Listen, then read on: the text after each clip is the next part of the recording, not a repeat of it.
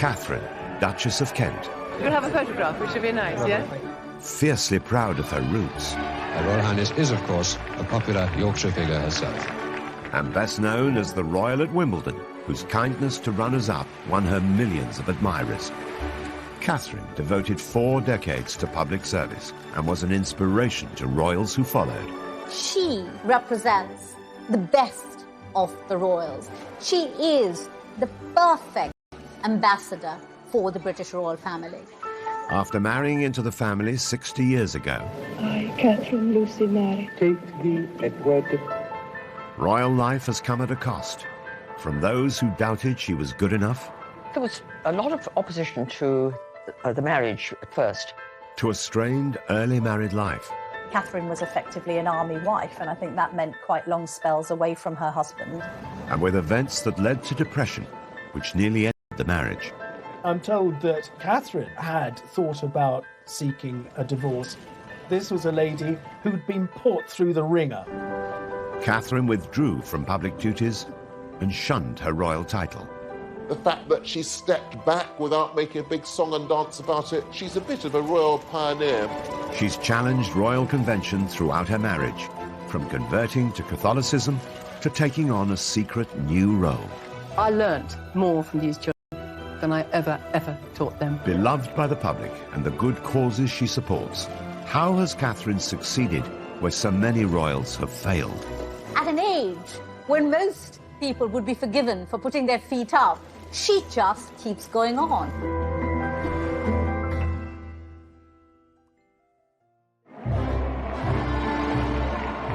The 8th of June 1961, the wedding day of Prince Edward, the Duke of Kent, a dashing young soldier, with Catherine Worsley, the daughter of a Yorkshire aristocrat who was proud of her northern roots. Just having that wedding in 1961 at York Minster was a royal first. Nobody from the royal family had been married there in over 600 years. And this was very much a nod to Catherine's Yorkshire roots. She's very proud of the fact she comes from Yorkshire and from the north. The Queen and her family travelled up on a special train for the landmark event, while the young Princess Anne was among Catherine's bridesmaids. The local media dubbed this as the White Rose Wedding. And indeed it was. Even the Queen had the White Rose of York as part of a tribute to the setting. Just under 12 million viewers tuned in to watch the afternoon ceremony, and it was one of the highest-rating programmes of the week in half the nation's homes, at a time when the UK had... take thee, Edward, To my wedded husband. to my wedded husband. was just one small hitch, not seen on camera, as the newly married couple made their exit. After they'd signed the registers, the veil got caught on the step of the altar, and she felt it pull and stood absolutely still until it was released. Otherwise, the veil would have come off, and the diamond bandeau tiara that she was wearing that had once belonged to Queen Mary would have come crashing to the floor. No Duchess, composed and smiling, unruffled even when her train gets caught up. Catherine made her mark from the word go. She was the first untitled woman to marry into the royal family for more than a century. As this 1961 tabloid reveals, it was front-page news that the Duke of Kent was to marry a Yorkshire lass. It did break with tradition, this idea that although she was the daughter of a baronet, that she wasn't royal herself. And that was breaking boundaries and changing things. She's definitely upper class. She had no title, but her parents had a title, and it was clearly a love match. And she was quite clearly a sweet girl, and that was how she was portrayed. Marrying into the firm had not been Catherine's long-term ambition, but she went on to embrace the royal family on her terms. From an early age, her biggest passion was music, as she explained in a revealing interview on Desert Island Discs. Well, I hoped music would be my life.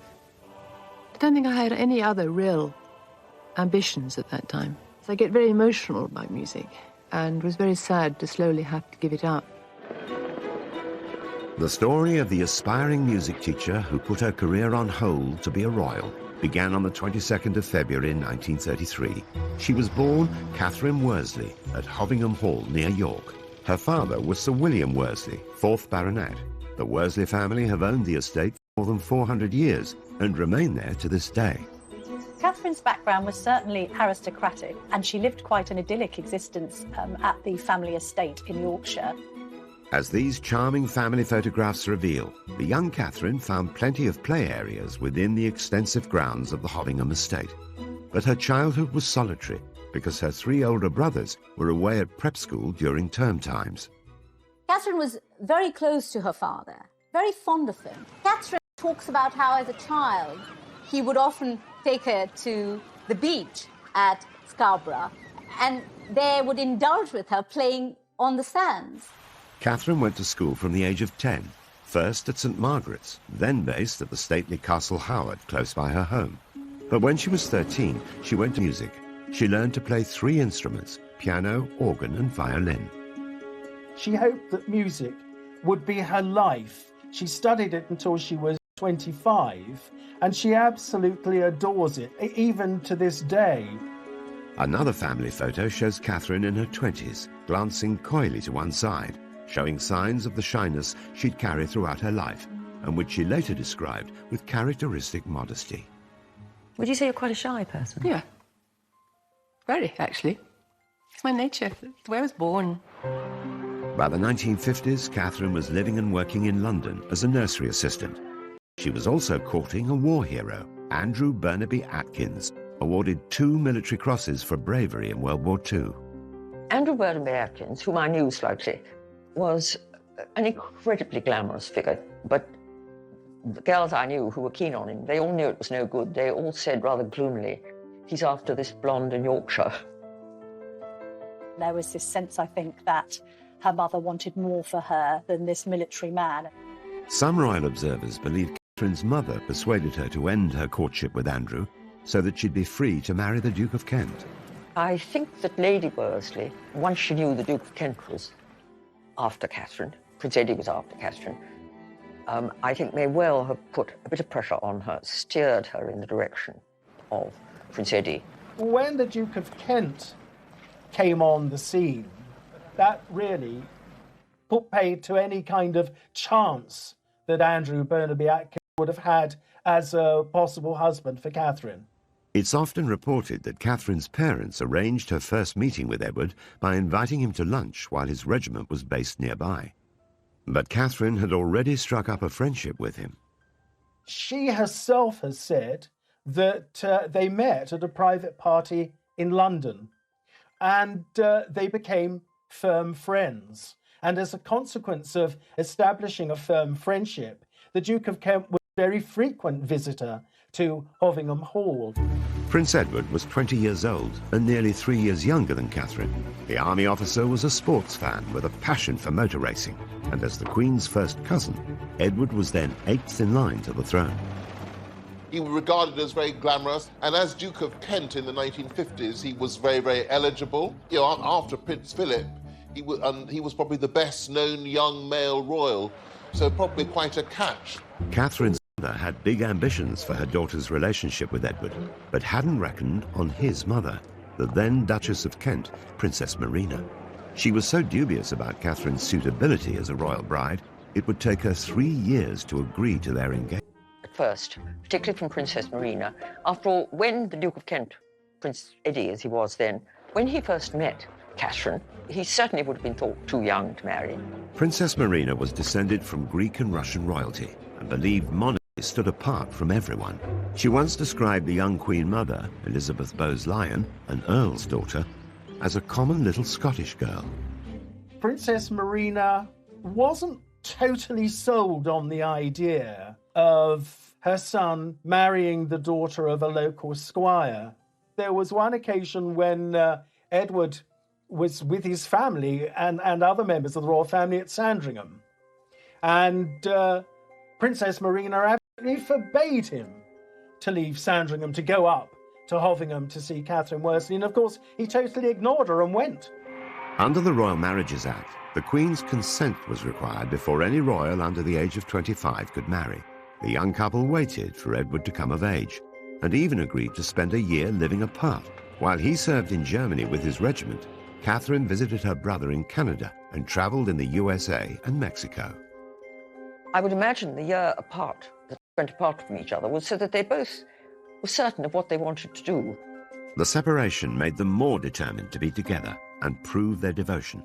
In a frank radio interview years later, Katharine acknowledged that they made a wise decision. I went abroad for a while to think it out, and during that time I think it just made us both quite certain that it was the right thing. It made them realise that what they felt for one another was for real. So when, of course, they came back, Princess Marina really had no choice but to give her permission to their marrying. Princess Marina coached Katharine in royal standards of behaviour, and once Katharine was married to Edward, she took on Marina's title to become the new Duchess of Kent. In Katharine's position, would any young woman be ready for the challenges of royal life?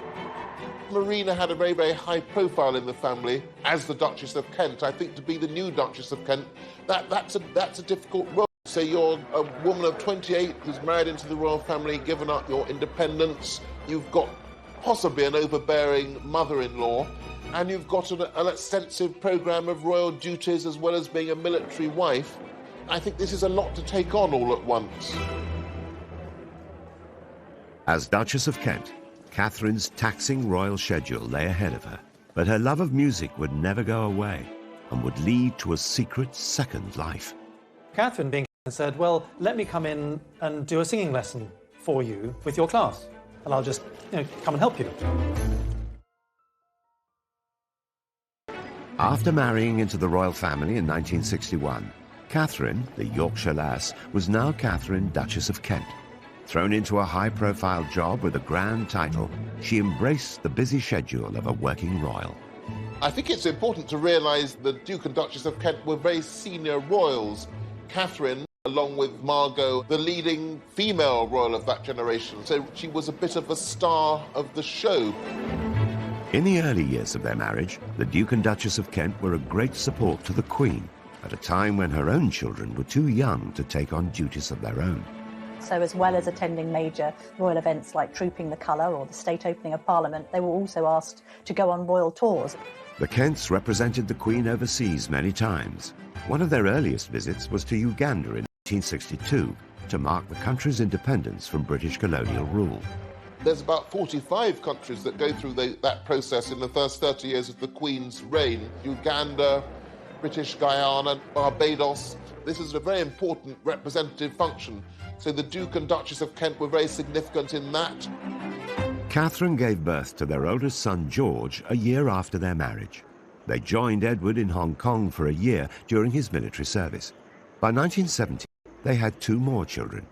While the Duke had served in Germany and Cyprus, Katharine was mostly in the UK, juggling her busy royal schedule with raising their family. Katharine was effectively an army wife, and I think that meant quite long spells away from her husband, and I think proved very difficult for a couple just starting out in life together.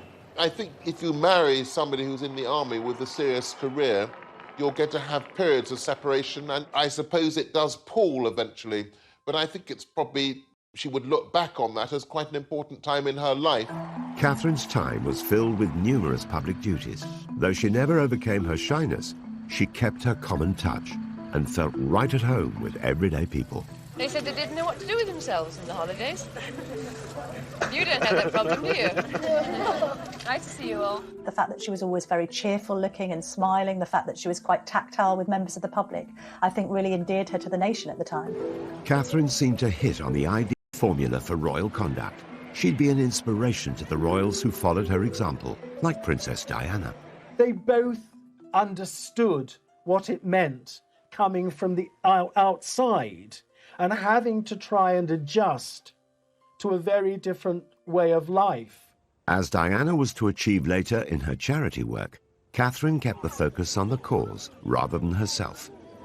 The earlier stage of her life, when she had a bigger public profile, it was about bringing the public profile to the charities. Katharine did this, Diana did this. Katharine never sought publicity for herself, but the media and the nation grew to admire her through the annual Wimbledon tennis tournament. Her husband has been president of the All England Club since 1969. She accompanied him for more than 3 decades and was soon invited to present awards. I always used to observe how humane she was in always comforting the loser. and speaking directly and passionately to the person who hadn't won the trophy. Catherine's most famous moment of consolation came in 1993, when Jana Novotná was beaten in the women's singles tournament by Steffi Graf. As this famous TV coverage reveals, Novotná burst into tears during the presentation ceremony. The loser had to make do with some royal words of comfort from the Duchess of Kent. Catherine's embrace, watched by millions of viewers, revealed her to be one of the most demonstrative of royals. Although some people might have been surprised to the royal family just expressing a natural human emotion, for Catherine that was just the normal, natural thing to do, and it was very impressive. In a candid interview years later, Catherine was still modest about her hug with Jana Novotná. You put your arm around her, and well, that's what you do when people are crying. A lot of people at the time said, my word, a member of the royal family. We are quite normal people. We do hug people who cry. We don't say, there, don't stop crying, no. She told people that she was terrified to go onto centre court because of this innate shyness, and she couldn't quite believe that she had attracted a level of fame because of her role on that sporting occasion. Such was Catherine's shyness and modesty, few people knew at the time that she'd already supported another Wimbledon star, Martina Navratilova. The communist regime in her homeland of Czechoslovakia refused to let her family join her in London for the 1978 contest. We don't quite know what the Duchess did, but there were reports that weren't denied that she had lent a hand in making sure that Martina's mother could be there to witness her tennis skills on the court in Great Britain. What are your impressions now of this country and of this tournament so far? It's very nice here, but I'm very glad to see my daughter. Catherine stopped presenting trophies in 2001. There were also reports of her being displeased with the club after they reprimanded her for trying to bring a non-royal visitor into the royal box. In fact, she was trying to give a treat to the son of a London head teacher, Philip Lawrence, who'd been killed outside his school in a street attack that shocked the nation. Pupils and colleagues gathered today at the Roman Catholic school in London's Maida Vale and paid tribute to their head teacher, who was married with 4 children. Catherine became very friendly with Philip's widow and also with Philip's son, and she tried to get the son into the royal box, which seems rather heartless and rude. She did remain a tennis fan and continued to attend for years and years after that, but just in the stands with everybody else because she went along with friends. Catherine has often found herself going against the royal grain. And in 1993, a chance encounter would lead to a new secret life, and one that would finally allow her to share her love of music. She had met one of the classroom teachers from the Wansbeck Primary School, and this teacher was explaining to her how nervous the teacher was about teaching music. So Catherine, being Catherine, said, well, let me come in and do a singing lesson for you with your class, and I'll just come and help you. And so, for the next 13 years, Catherine commuted to Hull once a week to teach music in a primary school, and later at schools across the country. As this touching documentary reveals, her rapport with children is instant. What's your favourite pop group? Black Eyed Peas. Is it? Yours is that? What's yours? I like Blue. You like Blue? I think everybody likes Blue. Westlife? Yeah. Everybody says that now. Catherine only brought cameras into schools when music education needed attention. Until then, she taught in secret, relying on staff discretion and using the name Mrs. Kent. Nicholas Robinson, her friend and a former head teacher, watched her at work. We travelled up on the train from King's Cross. She was in her tracksuit and trainers. And what really struck me was at the end of the 50 minutes, when she said, right, now children, it's time to finish. We've come to the end of our singing lesson. They all started saying, oh no, miss, please can we sing that last song again? From my experience of singing, to have children saying, please can we have another song after 50 minutes, was just really striking.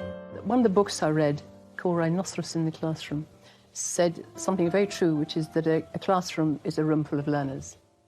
I learnt more from these children than I ever taught them. She did it with the Queen's blessing, because I think both women understood that this is where Catherine's passion lay, and it wasn't going to interfere with any affairs of state or indeed family matters. The Queen has been so grateful for Catherine's contribution to the royal family, she gave her a special award.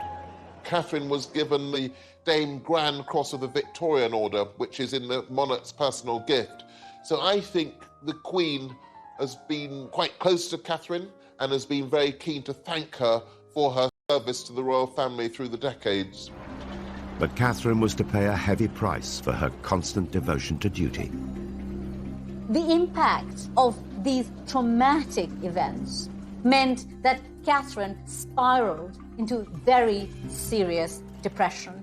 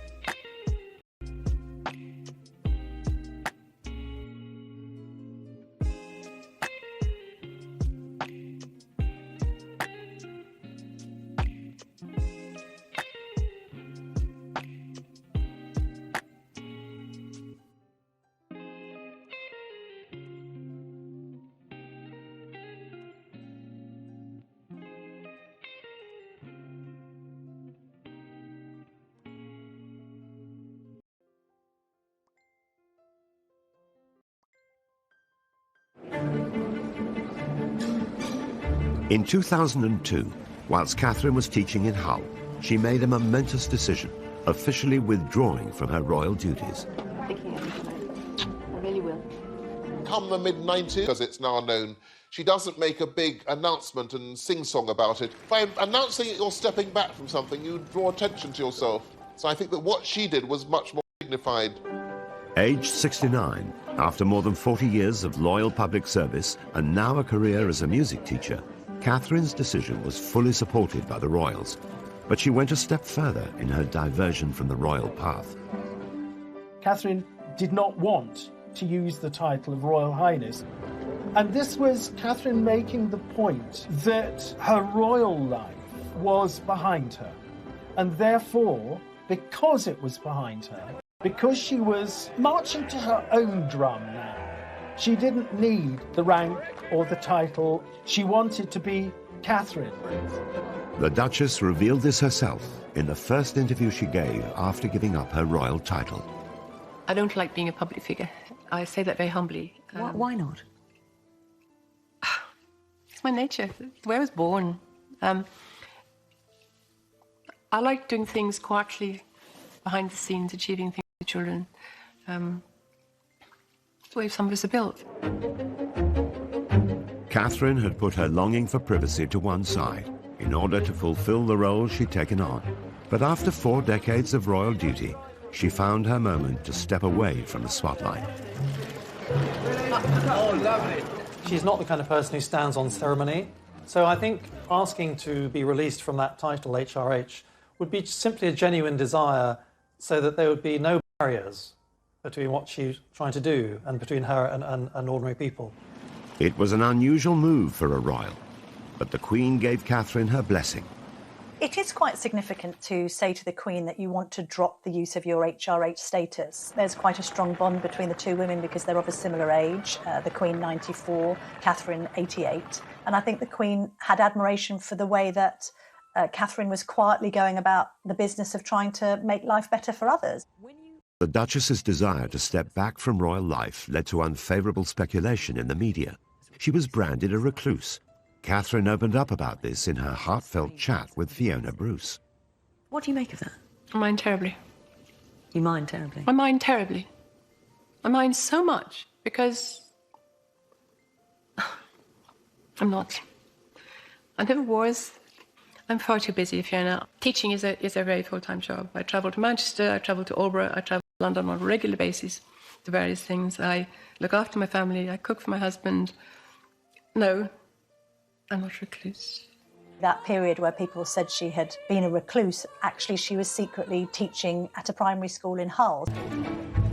The decision to drop her HRH title wasn't the first time she sparked headlines. In 1994, the Duchess caused great controversy when she once again pushed the boundaries of royal protocol, converting to Catholicism. Those close to her say she still retains a genuine affection for the Church of England, but they say she's embarked on what they call a personal spiritual journey.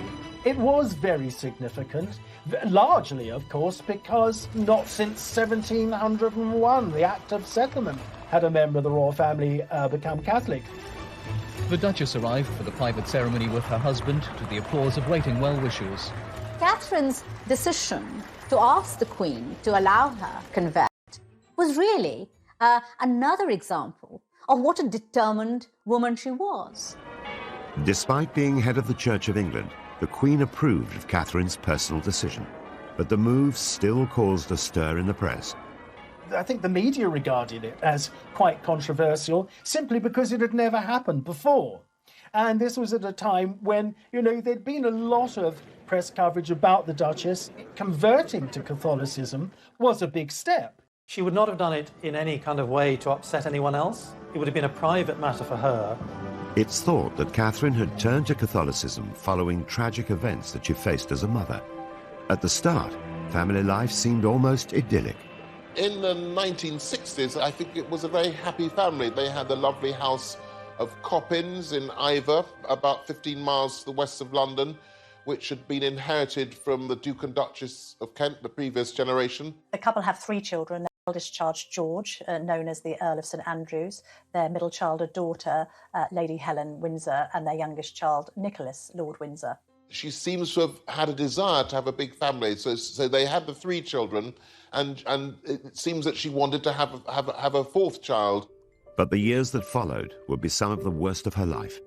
Along with losing both of her parents, the dream of having more children ended in tragedy.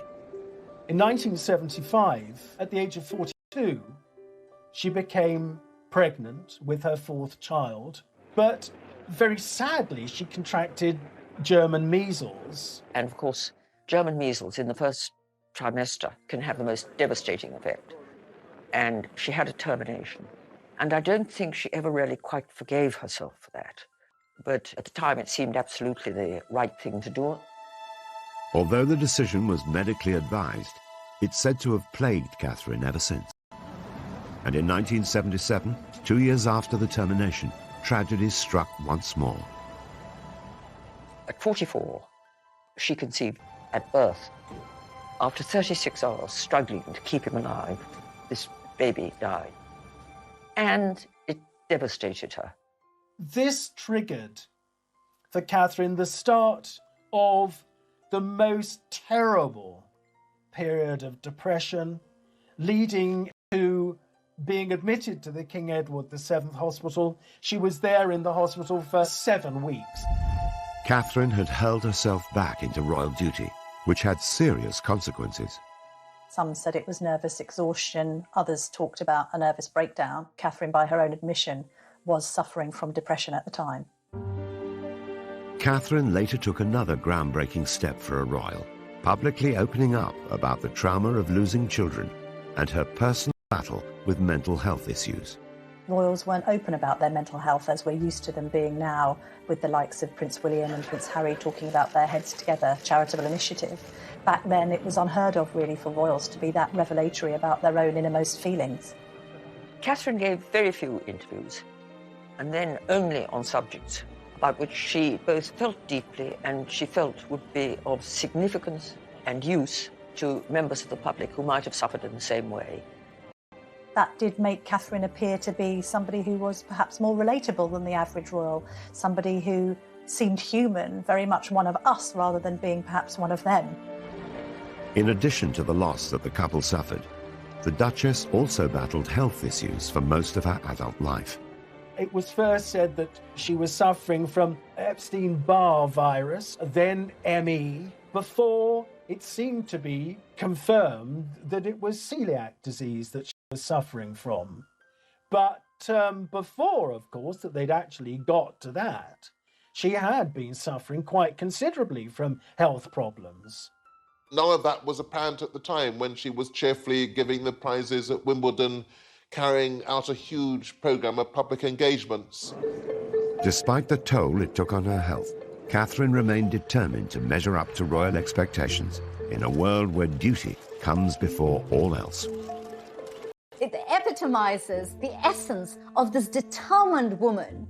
You know, she refers to herself as a perfectionist, and she says, I'm a 24-hour person. Since I've known Catherine over the 20 years, she has always worked tirelessly. And I know when she was teaching in East Hull, that over the 13 years that she was teaching there, I think she only missed 2 days. Despite Catherine's personal struggles, her primary focus seems to be helping others. Alongside being a working royal, a teacher and a mother, a large part of Catherine's life has been dedicated to charity. She marries into the royal family, and that gives her a voice and an ability to make a difference. It's not a crazy dream. It's a possibility. I really do believe we can actually do this. She has served as the patron, president or board member of more than 100 charities.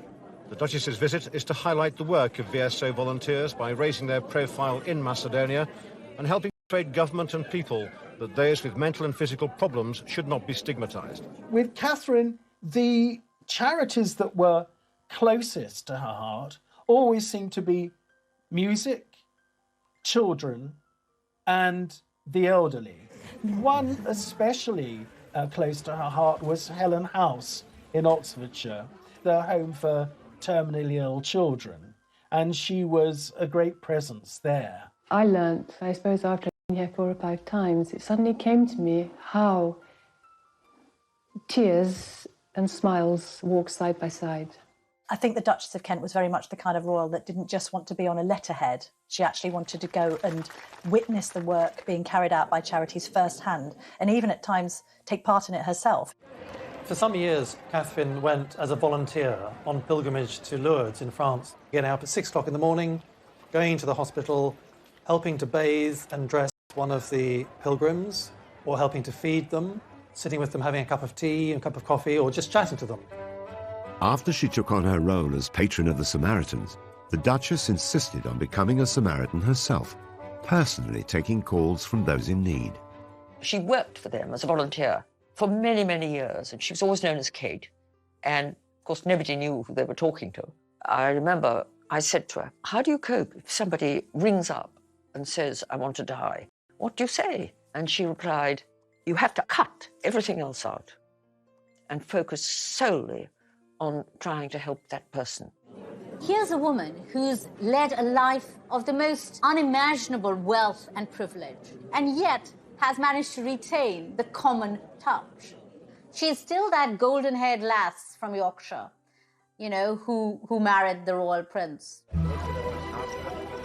Whilst Catherine directed the spotlight onto her charities, what many didn't realise is that her marriage to the Duke of Kent was under great strain, and had been for some time. Catherine and Edward were quite different people with very different interests. And though they were very much in love and had a loving family life, this put a strain on their relationship. And then in the 1970s, after the loss of not one, but two children, and Catherine's serious depression. Catherine needed her husband to be there for her. Edward was raised as a royal. He was part of the royal family. With the repression that can bring, with the restrictions that can bring, Edward wasn't able to deliver. It's even thought at the time that the couple were considering divorce. I'm told that Catherine had thought about seeking a divorce, but certainly the Duke of Kent promised the Queen that there wouldn't be a divorce. Divorce was still frowned upon by the Church of England, and as its head, the Queen could not have supported such a controversial decision. Catherine stuck very closely to doing the right thing. She would never have dreamt of doing anything that she felt the Queen would disapprove of. She did not allow any marital discord to affect her relationship either with the royal family or with the life of service she had chosen. Edward and Catherine stayed together, and so whilst they would still undertake engagements together, they began drifting apart and would lead pretty much their own separate lives. When newcomer Diana faced similar struggles in her royal marriage, an unlikely friendship developed. She understood Diana's problems. She could see the privilege, but also the pain.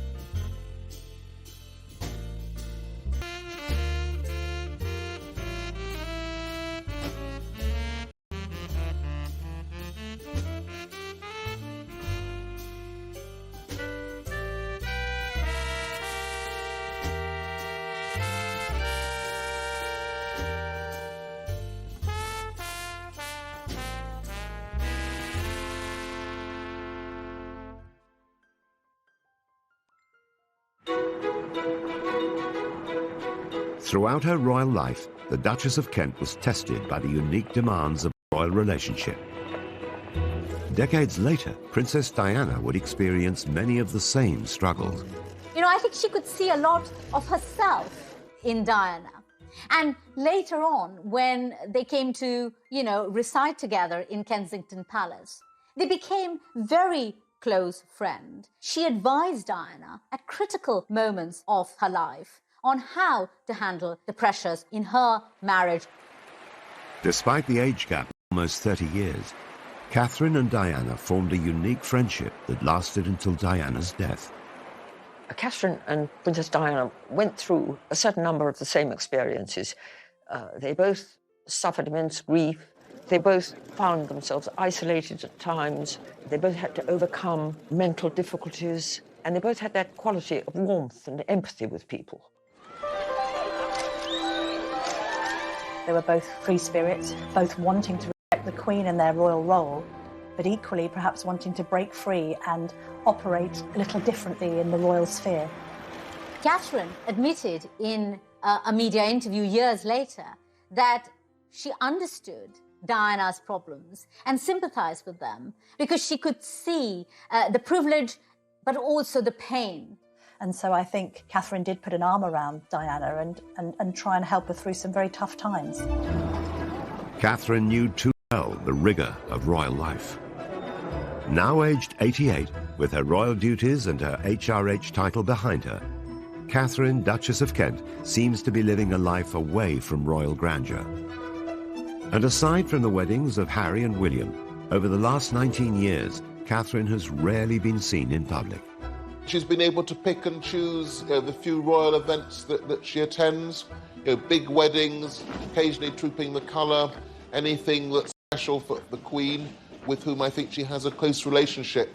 The Duke and Duchess of Kent are lucky enough to be grandparents to 10 children, so that must be a rather lovely phase in life that she's able to spend time with the grandchildren. It's often interesting to see royals who are now in their 80s being described as sort of having stepped back from age. Even at nearly 90, Katharine is committed to public duty. In 2004, rather than winding down after retiring from royal life, Katharine co-founded a music charity, Future Talent. I know she's patron and president of many organisations and charities, but this particular charity is her own vision. It's her baby. Having taught now for 12 years, as you say, in East Hull, and being incredibly frustrated by, I would say, at least 20 children in 12 years who had potential to reach the very, very top in music, and immensely frustrated that I can't find a route forward for them. What I want to do is try to bridge this enormous divide. Why shouldn't all children have equal opportunities in music? Why not? That's what Future Talent wants to do. It was this attempt to harness the power of music and trying to inspire confidence in youngsters. And I think that reflects her own experience, somebody who loved music but was intrinsically a shy person, being put in a position because of her marriage where she had to face the public and do so with a degree of confidence that perhaps she was given by her own musical performances and her love for music in general.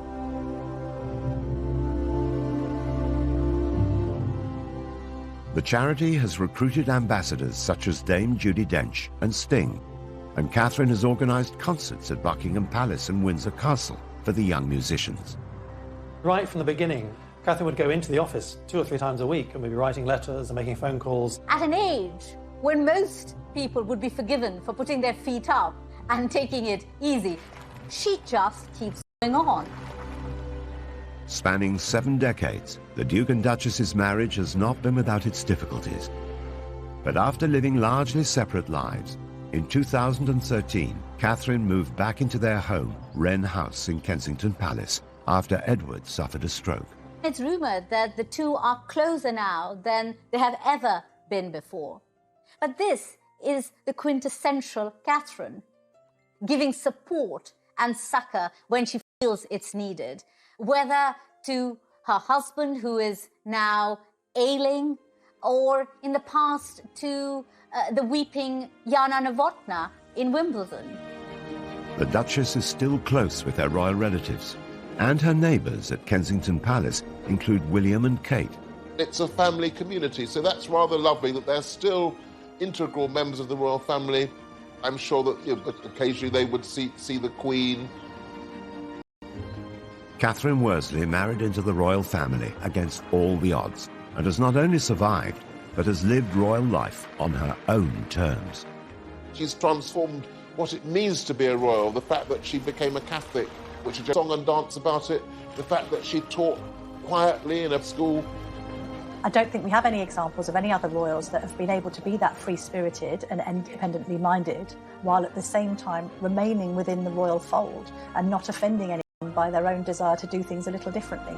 The Duchess has proved that you don't need to do everything the conventional way to lead a life devoted to public service. She has spent most of her life trying to help other people, and that service is what the monarchy is about. Catherine seemed somehow to puncture the barrier which some people feel it was between them and other royals, and in terms of her public life has never really put a foot wrong, whatever may have been going on in private. So yes, she's a bit of a royal pioneer.